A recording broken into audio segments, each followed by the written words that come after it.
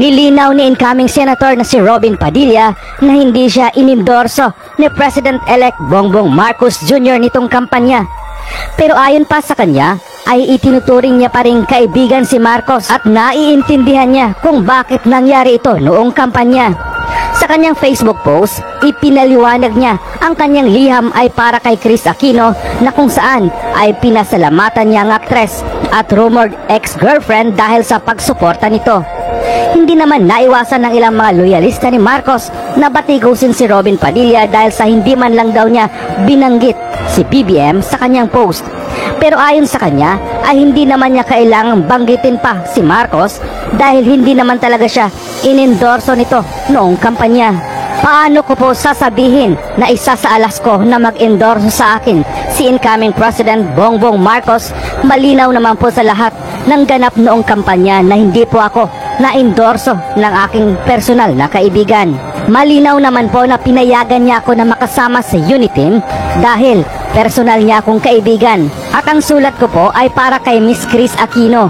Malinaw din po ang aking pasasalamat sa Marcos loyalist na ako ay kabilang. Hindi po ako maaring mag-imbento ng ganap na ako ay inendorso ni PBBM na hindi naman po naganap at ilagay sa liham na para kay Miss Chris Aquino.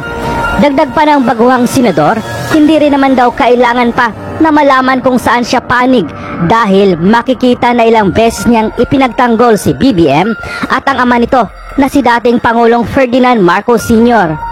Bago niya tapusin ang kanyang post ay nilinaw niya na isa siyang kaibigan at hindi politiko. Kung hindi po sapat ang pagiging Marcos loyalist ko at pagtindig sa sinuman na mananakit sa Marcos, maging ito man ay buhay o namayapa, pasensya na po kayo. Hanggang action lang ako. Kulang po ako sa drama. Don't care kung sinong alas na sa buhay niya. Ang sinasabi natin dito kasi nagrereklamo yung mga BBM supporters na parang ini-highlight dito sa kanyang message na ang laki-laki ng utang na loob niya kay Chris. Panoorin niyo na lang yung unang video kasi ayoko nang umulit. Kaya nga sinabi ko sa video ko, mga hitad, bigyan natin ng chance si Senator-elect Robin Padilla na patunayan yung sarili niya. Kasi sabi ko, hindi pa nga nakakaupo. Kung ang utak niyo ay open-minded, never ko siyang siniraan. Ang sabi ko sa inyo, intindihin natin siya kasi yun yung nararamdaman ng isang tao. We cannot force someone to say thank you to somebody else na hindi naman bukas sa kanyang loob. Ibig sabihin, hindi niya ramdam. Sabi ko nga, ang hirap idikdikin sa cellphone mo, magpapasalamat ka sa taong sa tingin mo hindi naman ikaw inendorso. Which is lumabas na mismo sa post niya 2 hours ago. Anong sabi ko sa inyo? Hindi natin pwedeng pilitin si Robin kasi yun yung nararamdaman niya towards Bongbong Marcos. At yung nararamdaman niya kay Chris Aquino na malaki ang yun ang utang na loob niya.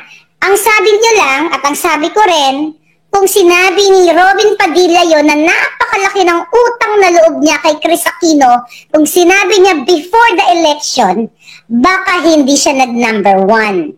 Okay? Kasi nga, ang sigaw ng 31 million na bumoto, ay not really 31 million, yung majority na nababasa natin sa comment, nalungkot kayo kaya nagsumbong kayo sa lola niyong hitad. Diba? Actually, hindi ako nagpupunta sa mga post nila. Iniisip ko lang sarili ko, self-centered ako today. Diba? So, yun yung because of you guys is Marlica, bakit hindi pa nasalamatan si BBM? Kaya ang sabi ko sa inyo, respetuhin natin siya. Kasi hindi mo pwede pilitin yung taong magpasalamat sa isang tao na hindi nanggagaling sa puso niya. Sinabi ko sa inyo kahapon na hindi natin alam kung ano yung naging eksena during the campaign. So, hindi natin siya po, irespetuhin natin yung kanyang opinion. O yung kanyang, yung kanyang statement. So, ito na nga po. Sinabi mismo ni Robin Padilla, so ano problema nyo? Coming from the horse's mouth. Anong kinalaman ko dito? Manahimik nga kayo mga hitad. Hindi ito paghati-hati. Wala nang maghahati. Dahil nanalo na. Okay, sabi niya, okay, kasi naman mga boyo. Diyos ko naman kayo talaga mga boyo-boyo. Alright, binoto namin to. Yung pamilya, pamilya royal family. Okay, here's the thing. Sabi ni Robin dito, ito po maliwanag. So, nag-post si Robin 2 hours ago, picture ni Bongbong Marcos. Ayan, luma na. Puntahan nyo lang sa kanyang page. Ito na nga po yung kasagutan. This is the answer now sa inyong haka-haka. At ang sinabi ko sa inyo, let's respect him. Kasi hindi natin alam kung ano ang naganap during the campaign. Saan ang gagaling yung hugot, bakit hindi siya nagpa-thank you kay Bongbong Marcos. Hindi ko naman sinabi sa vlog ko na, bakit naman ganun si Robin? Bakit hindi niya sinabing alas niya si Bongbong? Wala man ako sinabing ganun, na dapat si BBM makasama sa alas. Alright, sabi niya, eto sabi ni Robin 2 hours ago, mabuhay isang maalab na pagbati po sa inyong kapayapaan. Ito po ay larawan namin noong 1990s. May kaklaruhin lang po ako, sabi niya. Paano ko po ba sasabihin? Sabi niya, paano ko po sasabihin na isa sa alas ko na mag-endorso sa akin si incoming President Bongbong Marcos? Malinaw naman po sa lahat ng ganap noong kampanya na hindi po ako inendorso ng aking personal na kaibigan. Okay? Sabi niya, paano ko po sasabihin na isa sa alas ko, okay, na mag-i-endorso sa akin si BBM? Hindi, based sa kanyang sulat, paano daw niya sasabihin, hindi po ako nag-demand. Sir, I just want to correct these things. I want to straighten up things, you know? Hindi ko sinabi na dapat sabihin mo na si BBM ay isa sa alas mo. I did not say that. Ang sabi ko, pagbigyan natin, hindi pa nakakaupo yung tao. Bigyan natin siya ng tsansa. Patunayan niya na magandang gagawin niya sa bayan, and we're here to criticize. I'm not only criticize, you know, kung sino man, even the BBM cabinets, i-criticize natin. Yun yung napag-usapan natin, di ba? So, ito na nga po yung sagot nyo, mga BBM supporters na bumoto sa Uniteam. Kaya daw hindi niya masabi na alas na si Bongbong Marcos kasi hindi siya personal na inendorso. Hindi po yan galing sa akin. Galing po yan sa post ni Robin. Okay? Ayan, basahin nyo. Hindi po tayo nagpapakalat ng fake news dito. Sabi niya, ulitin natin ulit. Paano ko sasabihin na alas ko? Paano ko sasabihin na isa sa alas ko na mag-endorso sa akin si incoming President Marcos? Malinaw naman po sa lahat ng ganap nung kampanya na hindi po ako na-endorso ng aking personal na kaibigan. I don't think kung anong ibig niya sabihin na tinaas ba yung kamay, pero ako sa tingin ko, pag nagsasalta, hindi ko lang matandaan, pero may mga pagkakataon na sinabi ni BBM, hindi sinasabi yung pangalan niya, na Robin Padilla as part of the Uniteam. We can review. If you have time, you can review. I don't have time to review. Okay, sabi niya, malinaw naman po na pinayagan niya ako na makasama sa Uniteam dahil personal niya akong kaibigan. So magkaibigan sila, malinaw na pinayagan siya ni BBM. And that's good thing. Sabi niya, at ang sulat ko po ay para kay Miss Chris Aquino. Tama naman! Na sinabi ni Robin Padilla na ang laki na nagawa ni Chris Aquino na parang si Chris Aquino nagpanalo sa kanya. Kaya nga ang sentiment ng bayan, well, ng BBM supporters, kung sinabi ni Robin before the election, sabi ko nga, I don't think na magna-number 1 siya. Hindi ko sinabi na, I don't think na mananalo siya. Ang sinabi ko, I don't think na magna-number 1 siya. Kasi, ako mismo, tinawagan ako ng anak ko nung nagsishade siya ng balota, nasa Pilipinas ako, sinasabi niya, Ma, iboboto ba natin si Robin Padilla? Ang sabi ko, yes, go, go, go, anak. Go, go, go, Uniteam. Wala na explain, Uniteam. Ikinampanya ko sa mga kaibigan ko. Classmate ko, Uniteam, Robin ba tayo? Robin, ganon, ganon, ganon. So I have the right to speak up. Don't silence me, baby. Tigil kayo. Hindi magwawagi ang mga dilawang DDS na ever since the world began, gustong itumba ang alindog ko. Alright? Alam ko kung sino na mga ka-circle of friends ni Robin Padilla. Andyan si Greco Belhica na nagsasabi na kapag siya ay naging senador, ipapapatay niya ang mga chismosa. Kaya nga sabi ko, mauubos ang chismosa sa mundong sa Pilipinas kapag yung kaibigan ni Robin na si Greco ay maging senador. Diba? At marami pang iba. So, you know that. So, yeah, I know you. I know you so well. Kaya tigilan niyo ako. Sabi ni Robin, malinaw din po ang aking pasasalamat sa Marcos loyalist na ako ay kabilang. Hindi po ako maaari mag-invento ng...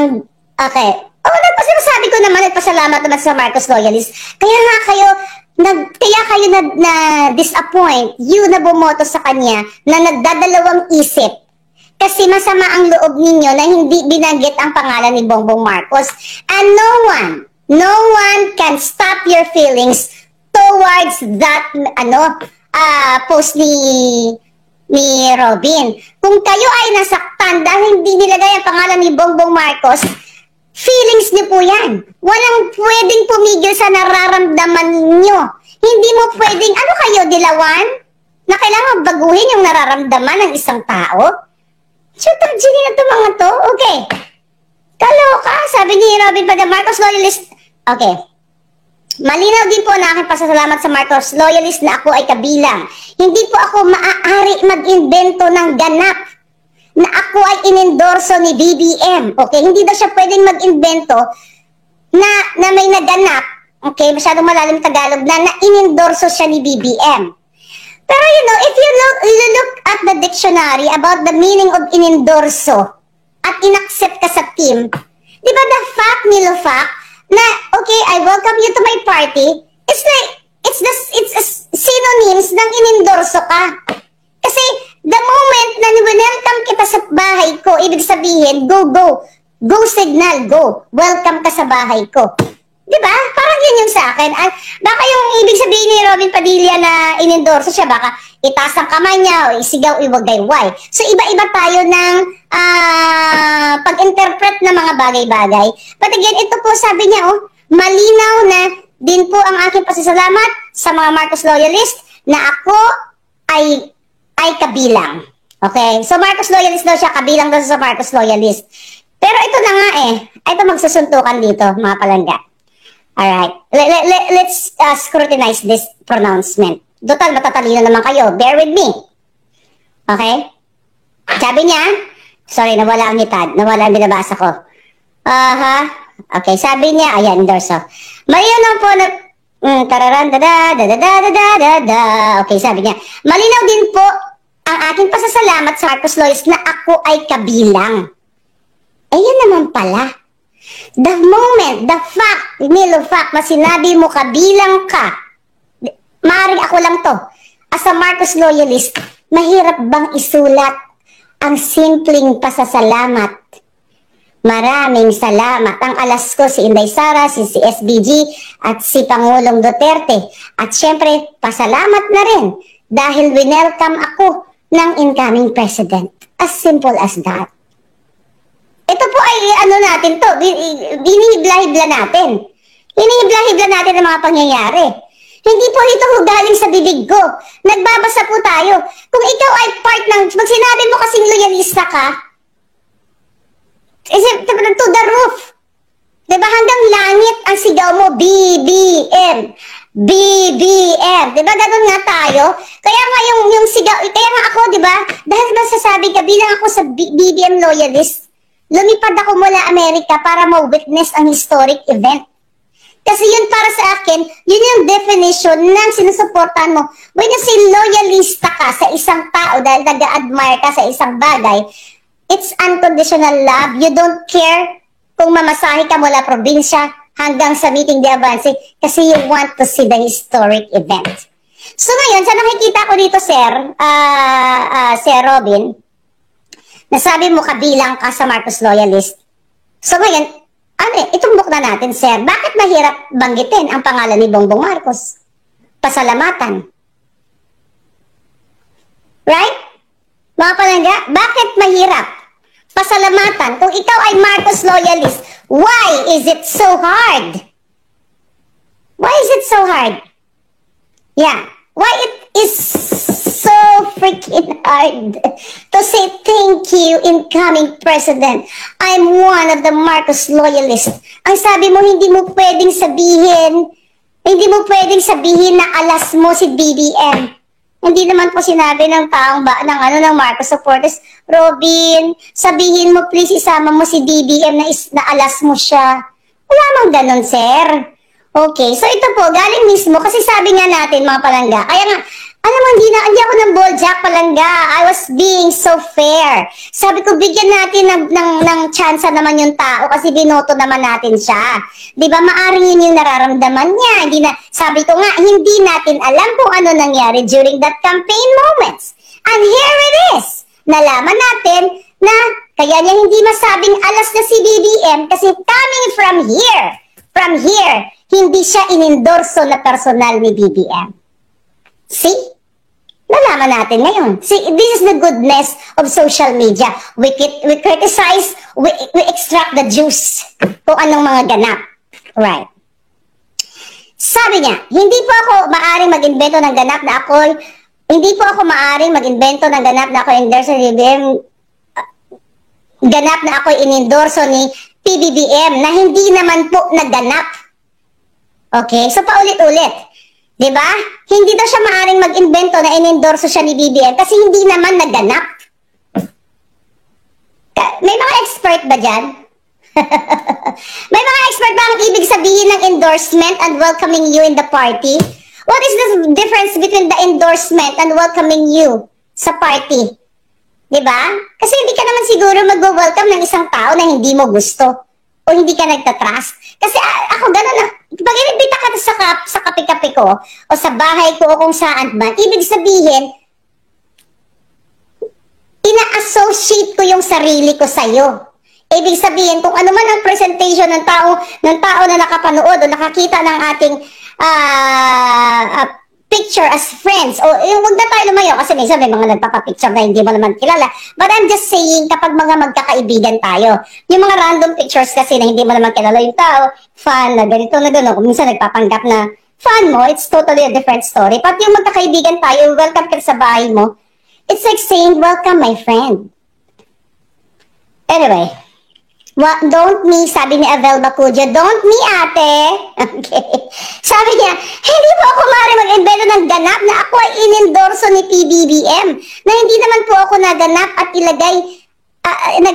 ilagay sa liham na para kay Miss Chris Aquino.